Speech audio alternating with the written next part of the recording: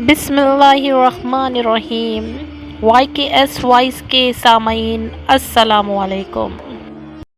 حضرت مریم علیہ السلام کے حمل کی کیفیت یوں ہے کہ حضرت مریم علیہ السلام اپنی خالہ یا بہن کے گھر غسل حیض کرنے کے لیے گئیں، پھر پردہ لٹکانا چاہتی تھی کہ حضرت جبرائیل علیہ السلام ایک بارش خوبصورت نوجوان کی شکل میں ظاہر ہوئے۔ حضرت مریم علیہ السلام نے دیکھا کہ یہ نامحرم میری طرف متوجہ ہے، تو حضرت مریم علیہ السلام نے ان سے فرمایا، میں پناہ مانگتی ہوں تم سے، ساتھ اللہ کے، اگر تو پرہیزگار ہے۔ حضرت جبرائیل علیہ السلام نے کہا، میں وہ شخص نہیں ہوں کہ جس سے تو ڈرے، میں اللہ کا فرشتہ ہوں، تجھ کو پاکیزہ لڑکا بخشنے آیا ہوں، جس کو قرآن پاک نے یوں بیان فرمایا۔ ترجمہ ہے، فرشتوں نے کہا، اے مریم، اللہ تمہیں خوشخبری دیتے ہوئے اپنی طرف سے ایک کلمے کی جس کا نام مسیح عیسیٰ ابن مریم ہوگا، وہ دنیا اور آخرت میں مرتبے والا ہوگا اور اللہ کے قریبی بندوں میں سے ہوگا، لوگوں سے باتیں کرے گا جب جھولے میں ہوگا، اگر جب پوری عمر کا ہوگا، اور وہ نیک بندوں میں ہوگا۔ حضرت مریم علیہ السلام نے جواب دیا، میرا بیٹا کیسے ہوگا کہ مجھے کسی بشر نے ہاتھ نہیں لگایا اور میں بدکار عورت بھی نہیں ہوں۔ حضرت جبرائیل علیہ السلام نے کہا، تیرا کہنا صحیح ہے، لیکن تیرے اللہ نے فرمایا ہے کہ میرے لیے بغیر باپ کے بیٹا دینا آسان ہے، جس کو قرآن پاک نے اس طرح بیان فرمایا ہے۔ ترجمہ ہے، مریم نے کہا، اے میرے پروردگار، میرے پیارے رب، میرے یہاں لڑکا کیسے ہوگا جب کسی مرد نے مجھے ہاتھ تک نہیں لگایا۔ اللہ تعالیٰ نے فرمایا، اللہ اسی طرح پیدا کرتا ہے جو چاہتا ہے، اور جب وہ کسی کام کا فیصلہ کر لیتا ہے تو اس کو کہتا ہے ہو جا، پس وہ ہو جاتا ہے۔ بی بی مریم علیہ السلام کو اسی وقت اتنی بڑی بشارت دی گئی تھی کہ وہ نبی ہوگا، بنی اسرائیل اور تورات اور انجیل کا عالم ہوگا، وہ بڑے معجزوں والا ہوگا، جس کو قرآن پاک نے یوں بیان فرمایا ہے، اور اللہ اس کو کتاب اور حکمت اور تورات اور انجیل سکھائے گا، اور وہ رسول ہوں گے بنی اسرائیل کی طرف۔ حضرت عیسیٰ علیہ السلام کی پیدائش۔ غرض یہ کہ تمام بشارتوں کے بعد حضرت جبرائیل علیہ السلام نے حضرت مریم علیہ السلام کے گریبان میں روح مبارک کو پھونک دیا، جس سے فی الفور حمل رہ گیا۔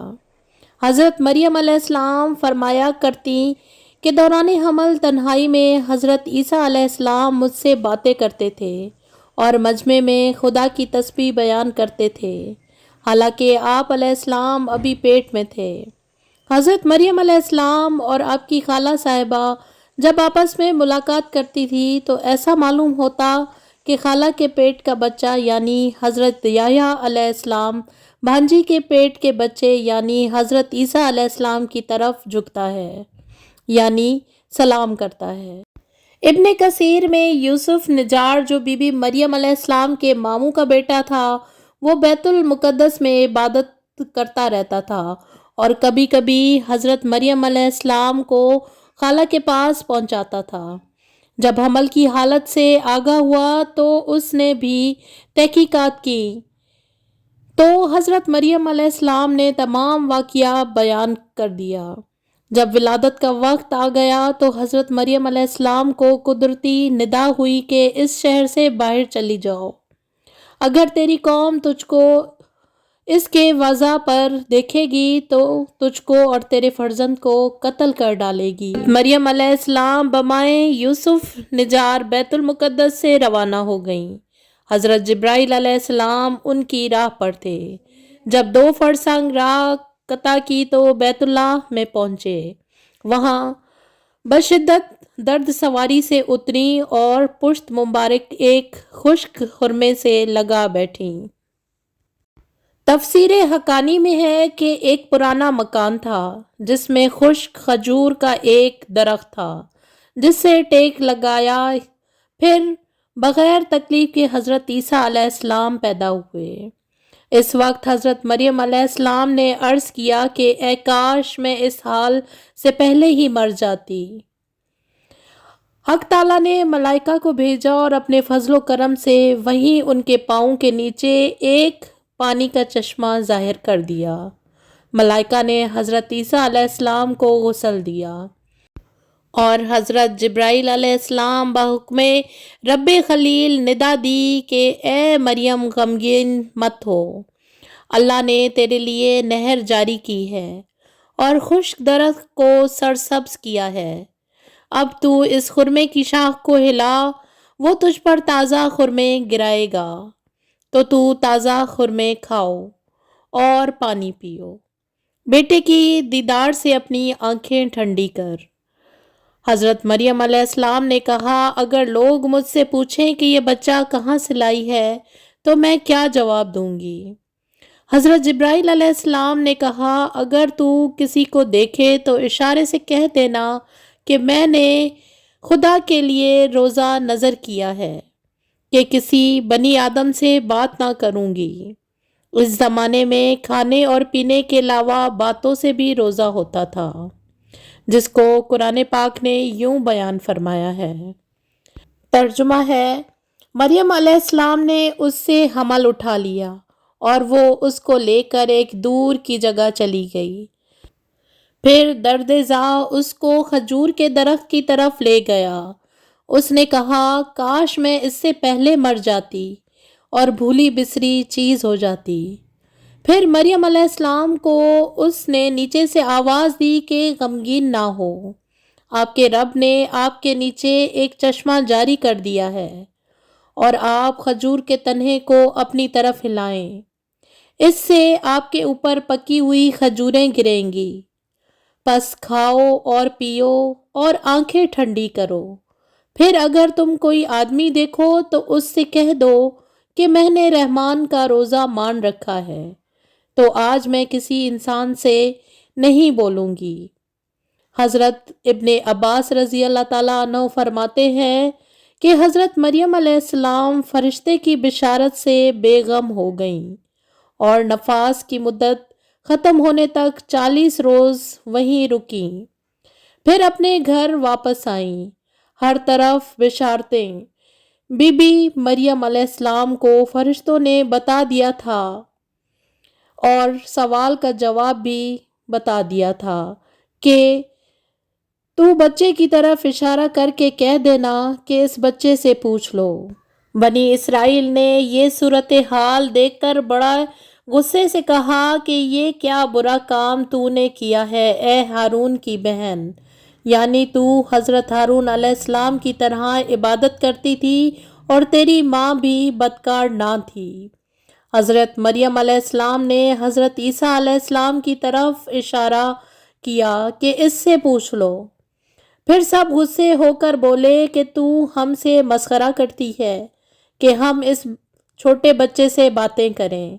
اتنے میں حضرت عیسیٰ علیہ السلام بول پڑے کہ میں بندہ خدا ہوں اور خدا نے مجھے کتاب دی ہے اور مجھے نبی بنایا ہے۔